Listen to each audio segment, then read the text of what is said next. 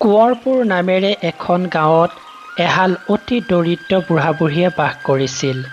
কেও কিছু নথকা বুঢ়া-বুঢ়ীয়ে গাঁৱতে কাম বন কৰি যি দুপইচা পায় তাৰে সুন্দৰকৈ জীৱন অতিবাহিত কৰি আহিছিল। এদিনৰ কথা। ঐ বগাই কাইটি, আঘুনি বাই, বোলো ঘৰত আছানে? ঐ আছো কোননো চাওঁ, ভিতৰলৈ সোমাই আহ। যোৱাচোন চোৱাগৈ, কোননো আহিলে এই ৰাতিপুৱাখন? বোলো কোননো, সোমেশ্বৰ নেকি? তই হে, আহ আকৌ ভিতৰলৈ। হেৰা আঘুনি বাই, ভিতৰতে সোমাই কিনো কৰি আছা? গাঁৱৰ গোটেই মখাই এলেংমাৰি বিল ভৰি পৰিল বুজিছা। দাইটিক লৈ সোনকালে আহা। এই ভোগালীৰ বতৰত এলেংমাৰি বিলৰ মাছেৰে সুন্দৰকৈ এসাঁজ খাব লাগিব বুজিছা। মই আহিলো, তোমালোক আহি থাকা দেই। হ'ব দে, তই গৈ থাক, আমি আহি আছো। সোমেশ্বৰ নেকি হে? সোনকালে বিললৈ যাব কৈছে। গাঁৱৰ মানুহে বোলে বিল ভৰি পৰিলে। এৰা, বলা লগে ভাগে মিলি এসাঁজ ধৰোংগৈ। তাৰ পিছত দুয়ো মিলি জকাই পল লৈ এলেংমাৰি বিললৈ বুলি খোজ ললে। আঘুনি বাই, ইমান দেৰি কৰিলি নে? আমাৰ উঠিবই হ'ল বুজিছা। নকবি আৰু, তহঁতৰ দৰে গাভৰু তেজ আমাৰ নাই বুজিছ। হ'ব তহঁত যা, চাওঁচোন কিনো পাওঁ। হয় নেকি? হ'ব বাৰু, বুঢ়া বুঢ়ী দুইটাকে গোটেই বিলখনকে দিলো, ধৰি থাকা তোমালোকে দেই।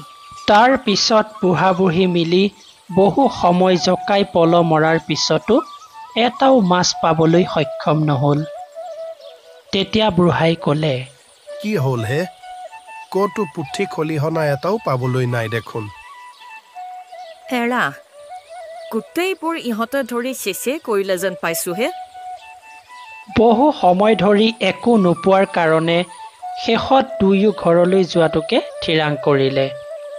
তেনেতে বুঢ়ীৰ জাকৈত এটা মস্ত ভেকুলী উঠিল। তেতিয়া বুঢ়ীয়ে ক'লে, হেৰা, ভেকুলী এপাহে উঠিছে দেখোন হে। হয় নেকি? তাকে লৈ লোৱা, ব'লা যাওঁগে আৰু, আমাৰ কপালত মাছ পুঠি নাই বুজিছা। তাৰ পিছত ভেকুলীটোকে লৈ দুয়ো ঘৰলৈ বুলি বাট ললে। ঘৰ আহি পোৱাৰ পিছত বুঢ়াই ক'লে, ভেকুলীটো থোৱাহে, ইয়াকে এশেকা দিম আজি। হেই, নাপায়ো, এৰি দিওঁ দিয়ক। এই বুলি কৈ বুঢ়ীয়ে চোতালতে ভেকুলীটো এৰি দিলে। তাৰ পিছত বুঢ়াই ভেকুলীটোক মাৰিব লওঁতেই ভেকুলীটোৱে মাত লগালে, দেউতা, মোক নামাৰিব, মই আপোনালোকৰ ঘৰৰ সকলো কামতে সহায় কৰি দিম। তেতিয়া বুঢ়াই ঠাট্টাৰ সুৰত ক'লে, কটা নিধক, এইটো চেহেৰাৰে তই মোক খেতি কৰি খুৱাবি? মোক বিশ্বাস কৰক দেউতা, মই আপোনালোকক সকলো কামতে সহায় কৰি দিম। ভেকুলীটোৰ কথা মতে এইটোৱেনো কি কৰিব পাৰে দেখা যাওক বুলি তাক নেমাৰি ঘৰতে ৰাখি থলে। এইদৰেই কেইদিনমান যোৱাৰ পিছত এদিন ৰাতিপুৱাই বুঢ়াই তাক হাল বাবলৈ পঠিয়াই দিলে। বুঢ়াৰ কথা মানি ভেকুলীটোৱে পথাৰলৈ গৈ হাল বাব ধৰিলে। হাল বাই হোৱাৰ পিছত সি পথাৰৰ আলি ঠিক কৰাত লাগিল। তেনেতে সেই ৰাজ্যৰ ৰজাই পাৰিষদবৰ্গক লগত লৈ চিকাৰ কৰিবলৈ যাবলৈ বুলি ভেকুলীয়ে দি থোৱা আলি ভাঙি পাৰ হৈ গ'ল।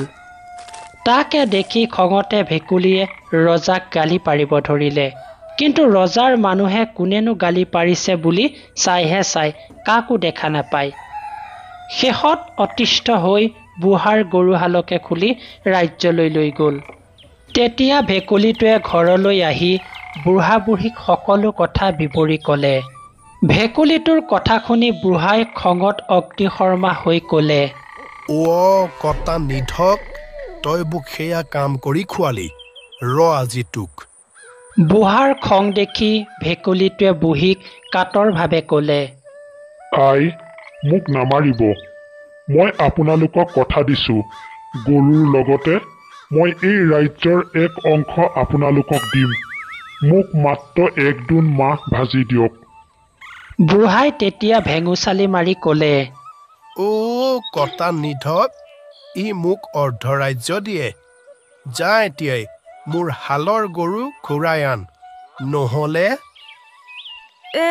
ৰ'বহে হুলস্থুলখন নকৰিব কিবা এটা কৰিব লাগিব তাৰ পিছত বুঢ়ীৰ পৰা 1 মান মাহ ভাজি লৈ গৰুহাল উভতাই আনিবৰ কাৰণে প্ৰথমে জংঘলৰ মাজলৈ গৈ সকলো জীৱ জন্তুক মাতি খাব দিলে তাৰ পিছত সি ক'লে হেৰা মোৰ মিত্ৰসকল চিকাৰৰ নামত এই ৰাজ্যৰ ৰজাই তোমালোকৰ ওপৰত বহুত অত্যাচাৰ চলাই আহিছে গতিকে আমি ৰজাৰ লগত যুদ্ধ কৰি আমাৰ এই জংঘল ৰাজ্য ৰজাৰ পৰা মুক্ত কৰিব লাগিব বুজিছা কি কোৱা তোমালোকে তাৰ কথাত সকলোৱে সহযোগ জনালে তাৰ পিছত সকলো জীৱ জন্তু লগ হৈ ৰজাৰ ওচৰলৈ বুলি খোজ ল'লে এটা সময়ত ৰাজভৱনৰ পদূলিত থিয় হৈ ভেকুলীয়ে চিঞৰি চিঞৰি ক'বলৈ ধৰিলে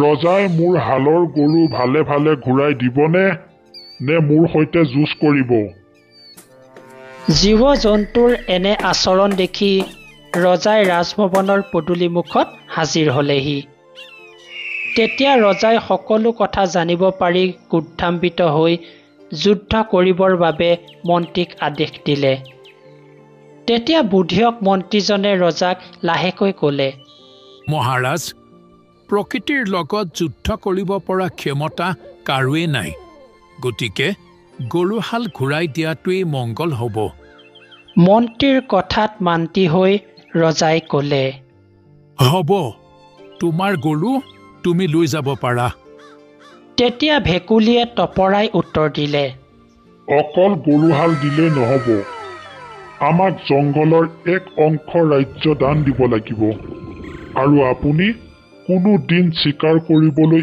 আমাৰ ৰাজ্যলৈ যাব নোৱাৰিব ভেকুলীটোৰ কথা শুনি ৰজা বৰ চিন্তিত হৈ মন্ত্ৰীৰ লগত আলোচনা কৰিলে তাৰ পিছত মন্ত্ৰীৰ উপদেশ মৰ্মে ৰজাই ক'লে হ'ব বাৰু কোঁৱৰপুৰৰ এক অংশ ৰাজ্য তোমাক দান কৰিলোঁ তাৰ পিছত ভেকুলীটোৱে সগৌৰৱে গৰুহাল লৈ কোঁৱৰপুৰলৈ বুলি ঘূৰি আহি সকলোকে সমস্ত ঘটনা বিৱৰি ক'লে ভেকুলীৰ কথা শুনি সকলোৱে বহুত আনন্দ পালে আৰু সুখেৰে জীৱন যাপন কৰিবলৈ ধৰিলে